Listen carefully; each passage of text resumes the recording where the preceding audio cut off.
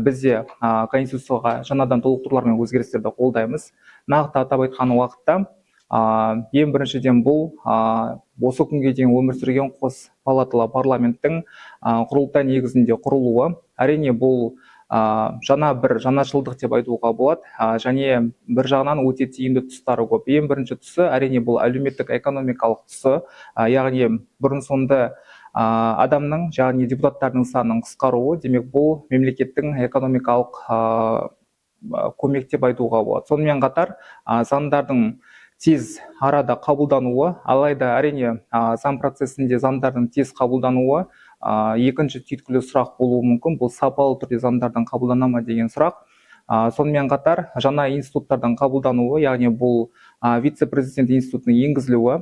Бұрын соңды өзімізге белгілі, президенттен басқа жалпы жоғарғы өкілетті тұлғаның болмауы және жаңа институттың қалыптасуы бұл жаңа қоғамның жаңа саяси өзгерісі деп біз қабылдап отырмыз.